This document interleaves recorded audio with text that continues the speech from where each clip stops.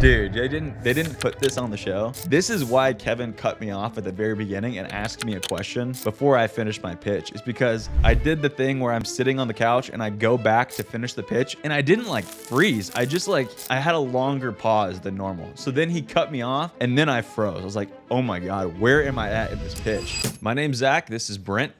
I don't know what the name of this channel is, but let's fucking go. What is the name of the channel? I think BZ Ecom, because it's like easy ecom. Okay. As some of you may or may not know, Zachariah over here was recently on the show Shark Tank. Yes, sir. So we are going to, I got a list of questions. He doesn't know any of them. And this is just kind of in an effort. If any of y'all ever think you want to take a product or brand onto the show, get you a little insight. Leading up to Shark Tank. So yeah. When you applied and you found out you'd be pitching on Shark Tank, what were you doing when you got the all clear? When I got the call? Yeah, the call. I was still working my full-time job, and I think I was probably in like a meeting, and I just left the Zoom, and I answered the call because I knew I should be expecting a phone number from California calling me within any time between like 1 to 2 weeks. So I'll actually back up a little bit. I finished the casting process and they're like, okay, well, we may call you within the next 6 weeks. They don't even say if you did good or not. Like I did the open casting call and the lady was kind of short with me. She's like, all right, see you later. If we move you to the next round, you'll get a call in the next 6 weeks. So I was like, oh crap, like not even like a good job or anything like that. Then I leave and only like 2 weeks later, it wasn't 6 weeks later, I'm sitting at work and my phone starts ringing from California, and I was in a meeting, I think, and I just dipped out, answered the call, set up my iPad. I actually got this on video. Set up my iPad, recorded the call, and it was the same lady that I had pitched to, and I got moved to the next round, and I was just freaking pumped. I knew actually right then that I was for sure gonna go on Shark Tank, even though that was just the first round, and there's like 50 rounds. I just knew. I was like, all right, if they're already calling me, out of all those people in that line in Vegas, I probably made it. So from application to that phone call, how long did it take? I didn't actually, well, you can do the application online. I just, on a whim, went to an open casting call in Vegas. So that was probably about 2 weeks. 2 weeks time from the time I hopped on a plane, flew to Vegas, pitched, and got a call about, maybe like 10 days later. So about 2 weeks total time. And anything ever make you want to back out of it? The whole time I wanted to like not tell anybody about it because I didn't want to be like embarrassed if I didn't get it. You know what I mean? So I was always thinking about backing out. I'd be like, oh, I don't even want to do it anyway. I don't think you even told, you said you were going to Vegas for something else. Yeah, I didn't tell anybody where I was going. Not only because they tell you can't tell anybody if you do go to the next part of the process, but I didn't want to, one, jinx it, and two, I didn't want to like publicly fail if I didn't get it, What did you do to get on the show? So there's a couple ways you can get on. You can find this out on their website too, but you can just apply. And I did apply. And then two, you can go to an open casting call and they'll post those on abc.com. Just look up the open casting calls. They do them in major cities periodically. I think maybe like every few weeks they'll do one. I did the application and I decided that I wanted to fly out and get in front of somebody because I didn't want my application just to get shoved in the mix. I think there's over 80,000 applications every single year. And then, I just decided to do the casting call, which what that means is in a major city, they pop up 5 tables with judges. You get in line at 6 a.m. and there's thousands of people in line.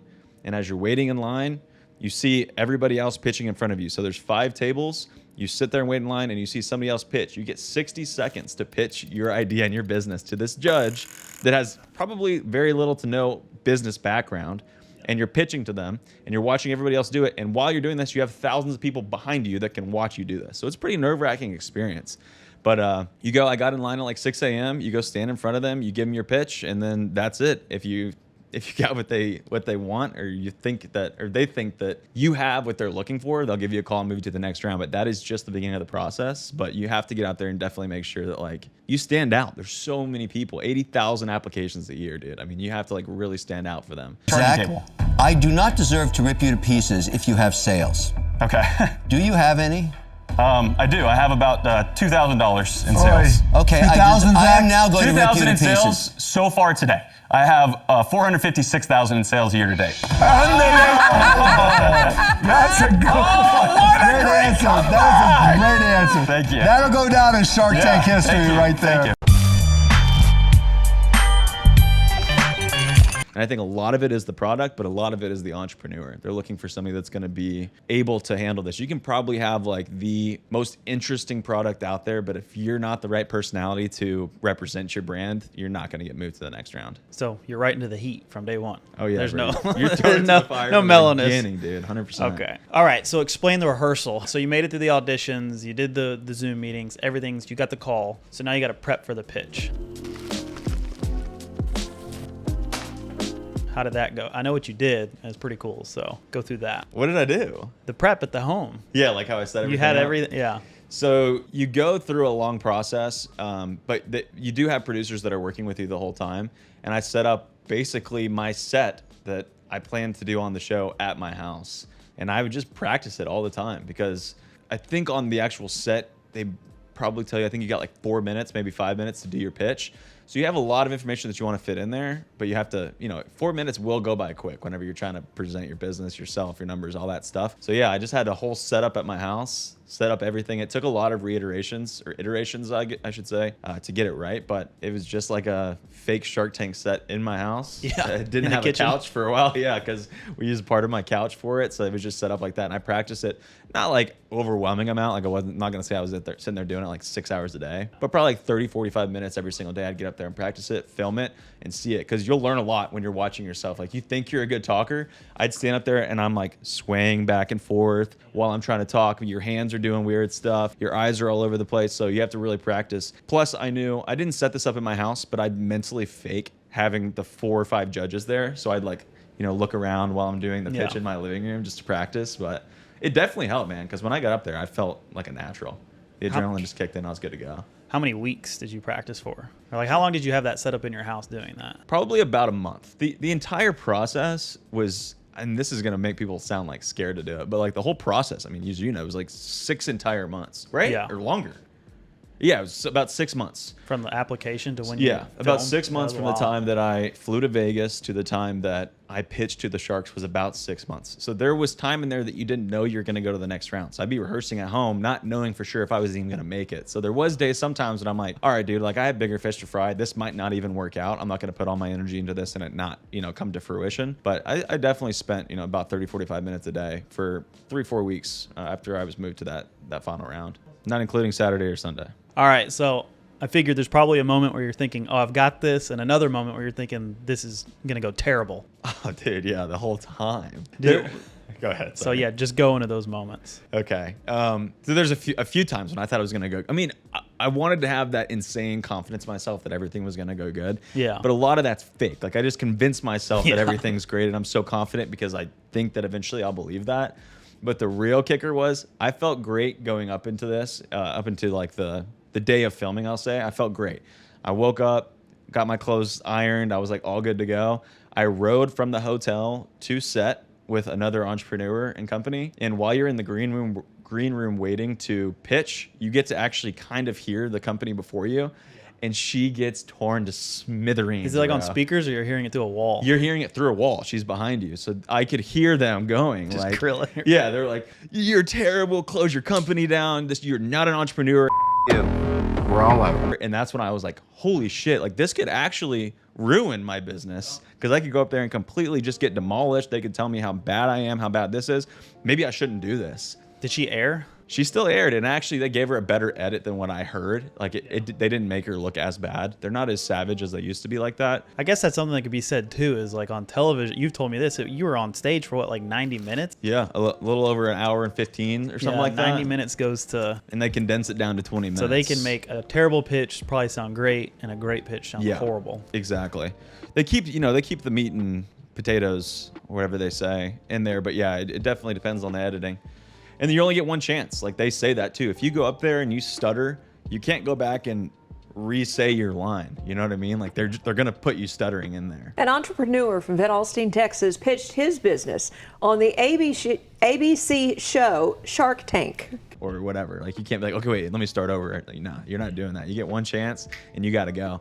And you know how they say, like, when you go to court, you never want to go up here before a judge right before lunch because they want to go to lunch. Yeah. They're mad. They're still hungry. They haven't eaten yet. I did mine. I was the last pitch. It was like 2 o'clock. So they're 2 hours past schedule before they go to lunch. I just heard an entrepreneur get reamed right before I went. And I was like, oh my gosh, please. And they were telling me the whole time, they're either going to break for lunch right before you or we're going to do you right before lunch. And I was praying the whole time, like, okay, please let me go right after lunch. The sharks will be full. They'll be happy. Everything's going to be good. Nope. I went whenever they were peak hangry.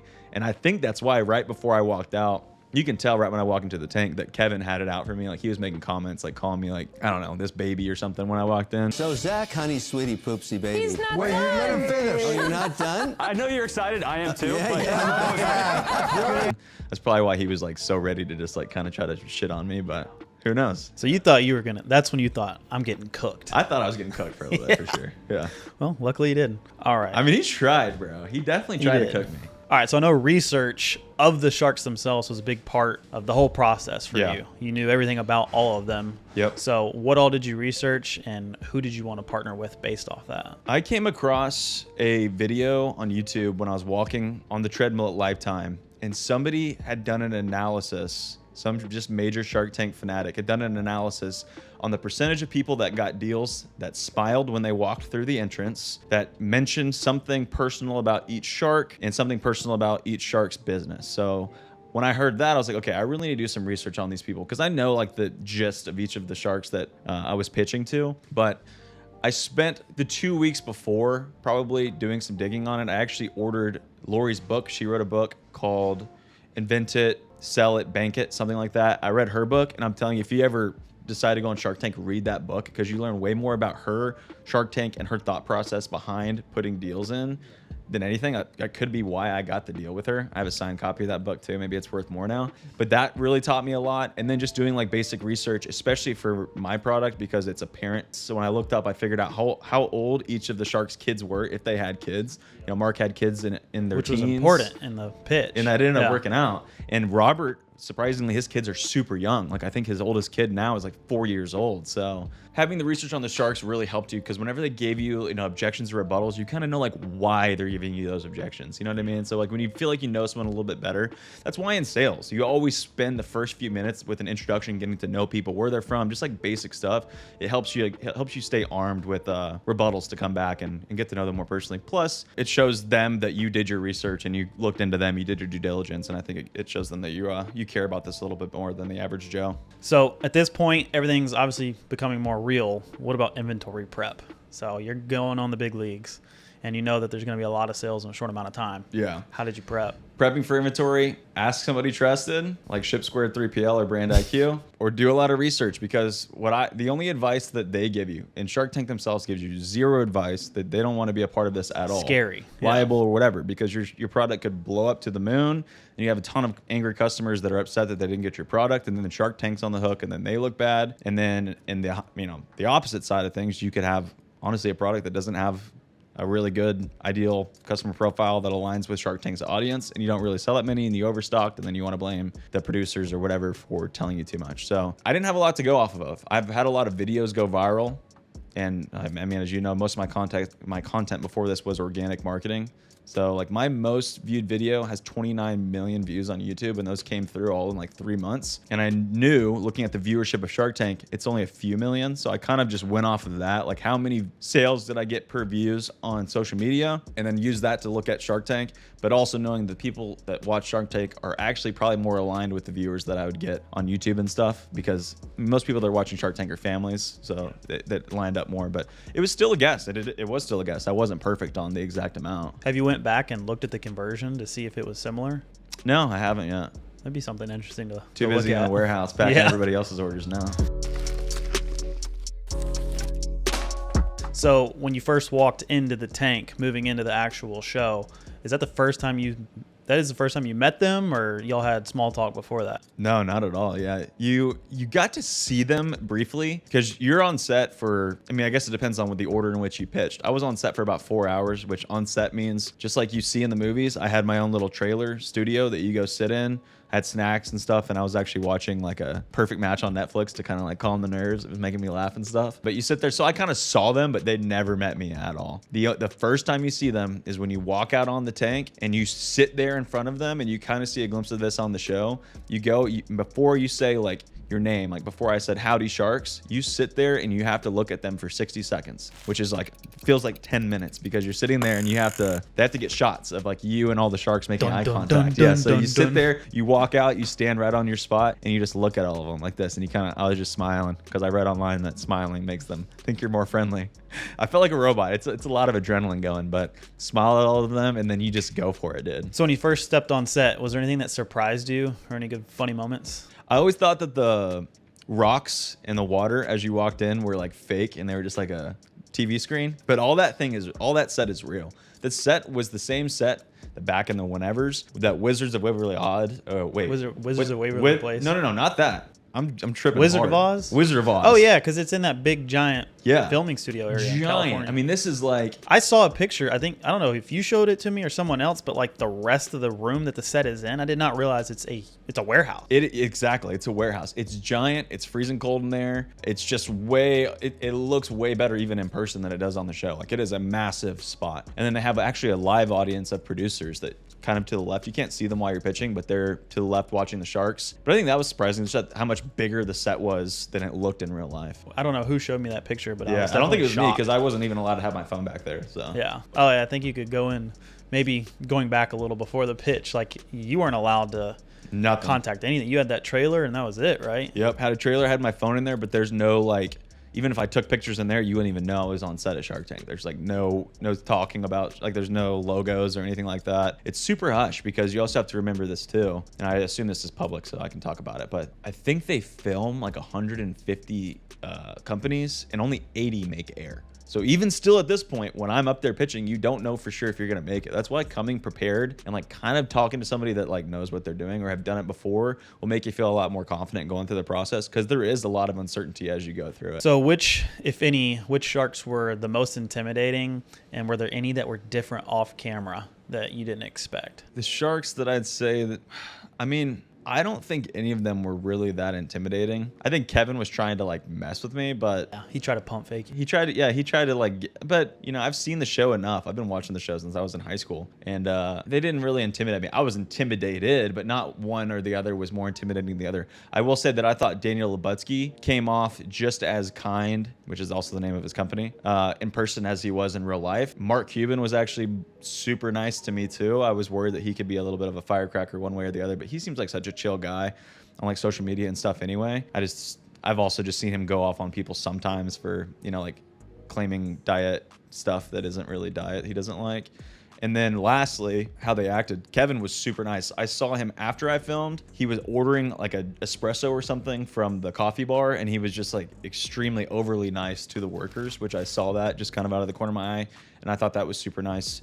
And then one more thing is right after I pitched, you walk off and you do your exit interviews, which you'll kind of see. I think I mentioned on the show something in my exit interview about working with Lori and I was excited. And as I walked outside to go film another one, Robert was out there hopping on his golf cart to get taken to lunch or whatever the case is. And he hopped off the golf cart, walked up to me, shook my hand, and he was like, dude, you killed it in there. And I was like, thank you, I appreciate that. And he said, you knew the second you were walking in, you were getting a deal, weren't you? Or didn't you? And I said, well, I hoped so. He said, well, everybody hopes so, but you knew you were getting a deal, didn't you? And I was like, yeah, I guess so. I guess I did. And he's like, you did a great job, man. You're very impressive. And I was like, dude, that was super nice. Like we were off camera. Nobody saw that. Maybe 3 people saw that interaction. It was just like super nice for him to go out of my way and go out of his way and say that to me. Cause I mean, it stuck with me. I think about that all the time now sometimes. And I'm like, you know, kind of down in the trenches. I'm like, dude, the freaking Robert, who's like probably a multi-millionaire, hundreds of millions of dollars of net worth, thought I was impressive. Like that's a pretty solid compliment. And he knew me for an hour and a half. It's not like he just saw me in passing and thought that. Like we talked for an hour and a half.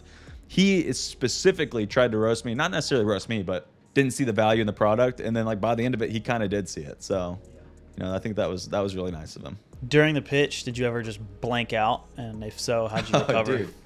Dude, they didn't put this on the show. This is why Kevin cut me off at the very beginning and asked me a question before I finished my pitch. It's because I did the thing where I'm sitting on the couch and I go back to finish the pitch and I didn't like freeze. I just like, I had a longer pause than normal. So then he cut me off and then I froze. I was like, oh my God, where am I at in this pitch? Because in my brain, I have the pitch broken out into like 6 different parts. It's like when I was rehearsing them, I literally had them broken down as P1, P2, P3, P4, P6, whatever. And he cut me off like I think after P5, and I was like, oh God, like, did I already say P5 or Oh, this not? did make it into the show because I know what you said to him. Yeah, exactly. So yeah, he cut me off, and I said, he cut me off.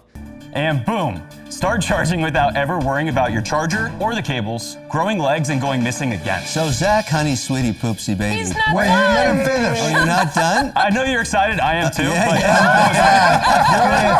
Good answer, Zach. Good job. Luckily, I think Lori or Mark were like, dude, he's not finished. And I hit him back real quick with like, I know you're excited. I am too. We're almost there. Let me finish. And luckily I got to finish. But yeah, I definitely got hit with it. And they didn't show it on the show, but my pause was longer than what they showed. They showed me getting right back into it, but it took me a second. So I got lucky on that edit on that one. They edited you to look good. Hey, but you got to be nice to the producers. I was homies with all the producers whenever I was back there, being as nice to them as I could, because they're people too, and they're working hard behind the scenes. So maybe that's why I got the good homie edit, you know?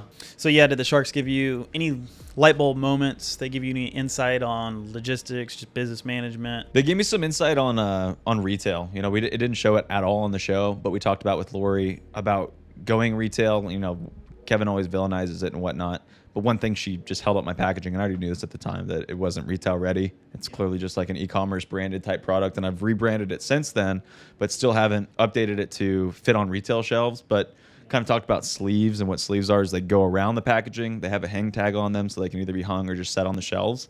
So that's one thing. But otherwise, I mean, they definitely just kind of showed me that I was on the right path, and I just needed to really legitimize the operations and be more hands-off. They didn't show that a ton, but delegating a lot of tasks is a lot of things that I kind of took away from that for sure. So show finishes up. What's the first thing you did, or called someone, or said something? So show finishes up, and you go do the post interview. So I'm still talking to producers for a little bit there. My heart is just freaking pounding, dude. Like, and luckily that same day, I swear it was a God thing. That same weekend that I filmed, I had a video just go parabolic on YouTube or maybe TikTok, I can't remember. But I got my phone back and it was just flooded with like order notifications. And I remember showing the producers, I was like, dude, look at this. Like, it's going crazy today. And, you know, we kind of just like talked about it a little bit. I got to call my wife and talk to her, and I would kind of mess with her for a second. I was like, they killed me up there. They killed me. I was like, nah, I'm kidding. I got a deal. And then had a 20-minute ride with a producer back to my hotel. And honestly, I wanted to like go do something. There was like a country concert, so everyone getting ready to go do. I was beat, dude. It was like 2 o'clock. My adrenaline had started pumping that morning at 8 a.m. I was exhausted, like mentally just drained. I was up there talking for an hour and a half. And that whole time, you know, your heart is racing. Like, it's not like a normal meeting or conversation. So I was honestly gassed. I called my wife, told her what happened, and then I called my parents. And you're not really supposed to tell anyone else anything about the show for that matter. You're under like strict NDAs. But I just crashed, dude. I took like, I think like a 6-hour nap or something, went downstairs to the hotel bar, brought my laptop after that, and just kind of got back to work. Yep. Yeah, I didn't really do any celebrating. And I was by myself out there. So Yeah. just kind of sat at the I hotel guess bar. And you could say something about that. Like they're so strict. You have to be a percentage owner to even be on the property or something. Yeah, I couldn't have anybody there with me at all. I could have probably brought Allie. I don't think she could have came to set though. So I don't think. Yeah. Yeah, I think But if to you're be not on- pitching, then you're not there. Like, you don't get to bring like friends and family or anything like that. So yeah, it's super strict. You're under strict NDAs. You can't tell anybody. You're not even supposed to tell anybody after the fact that you did the show. Obviously, I told my wife and I told my parents, but that was basically it. So fast forward, this is just a couple weeks ago, watching it on TV. Was it exciting or were you nervous? Dude, I mean, you saw me. I was so nervous. I had planned originally to do like a big watch party with everybody, which I've seen a lot of people do. But I've been on reality TV before. I don't even care. I'll just say that. And I can see how bad of an edit that they can give you. No matter how good that I knew that went, there was always a chance that they put in there the worst possible edit of me. So I was terrified to watch that with a ton of people, to be honest. So I just had my close friends, like what we had, like 8 guys and their wives over to the house and watched it there. And by the grace of God, everything went how it actually went in real life. But it was a lot of nerves. I didn't know if I could. Yeah, that's a DHL. We're having a DHL or a USPS pickup right now. But yeah, so it was an extremely nerve-wracking day leading up to the episode, and an extremely nerve-wracking week leading up to the episode. Not only one for just like how it was going to look and how it was going to air, 2, what it was going to do to my business and its reputation, and then 3, how are we going to fill all these orders? Luckily, we had Ship Squared doing it for us at that time. But just making sure that we had all the inventory properly synced. I didn't want any listings on Amazon getting taken down, flagged or whatever. So I contacted Shopify prior, contacted Amazon prior, and let them know about the surge in traffic and orders probably, and don't be suspicious about it, and had backup payment processors on deck ready to go. Because they hate volume.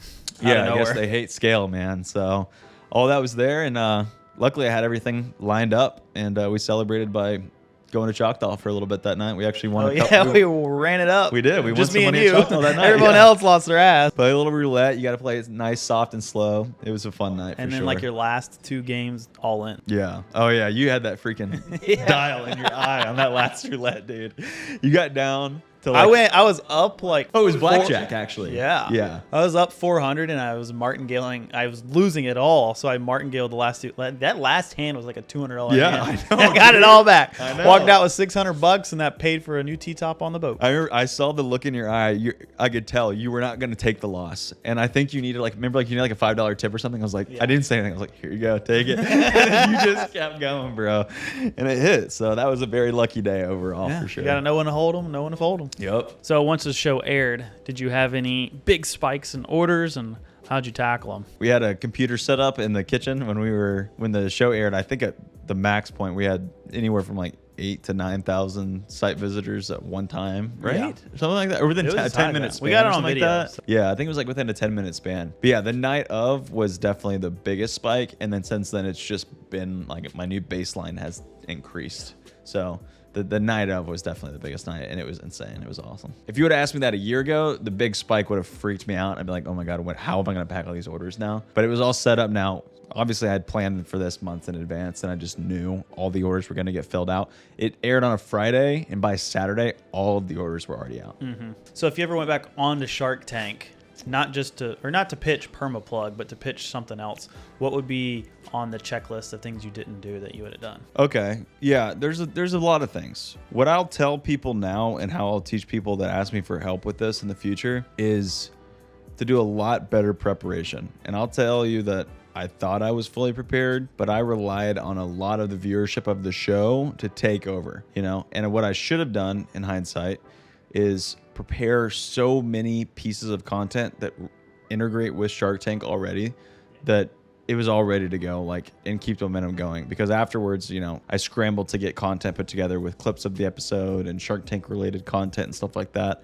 I had a few put together, but if you really want to keep the momentum going after you air, you need to have all that stuff in place. Luckily, I did have the logistics and all the fulfillment and all the operations side of things put into place, which is kind of my specialty, which is probably why I focused on that more than I did the marketing side of things. But if I could go back in time, I would spend a lot more time preparing content, adverts, all that stuff to launch same day, and also to prepare my audience, TikTok, Instagram, YouTube, that I was going on Shark Tank, because I didn't post it even at all. Maybe the day or two before I posted on Permaplug socials that we were going on. And a part of me was because we have 60,000 followers. I was like, is that really a big deal? I think I should have hyped it up more now to kind of build that cult-like following audience, the people that already supported me and backed me to watch the show. So that's what I would do different. All right, someone out there, hopefully somebody watching has a product. They want to get it on a Shark Tank. 3 pieces of advice. Bring energy.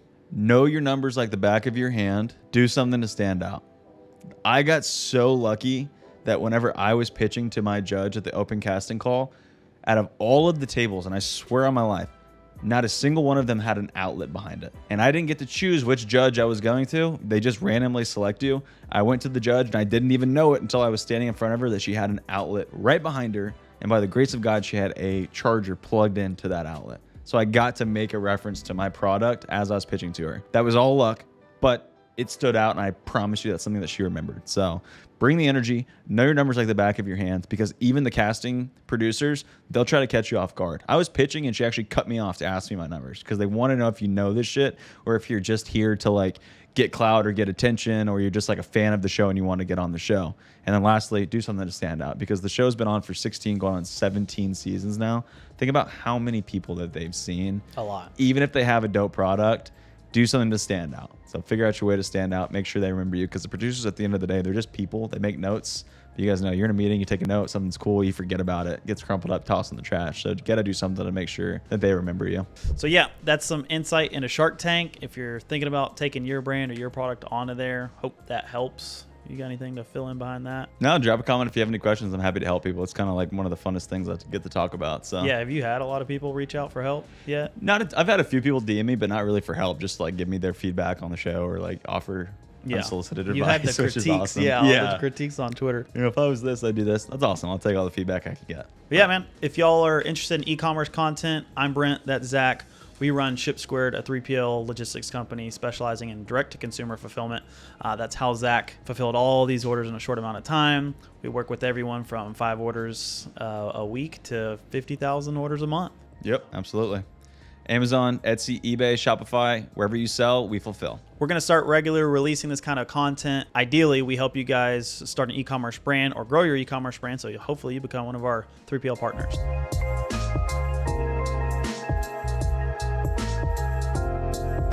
That'll go down in Shark Tank history right there. Thank you.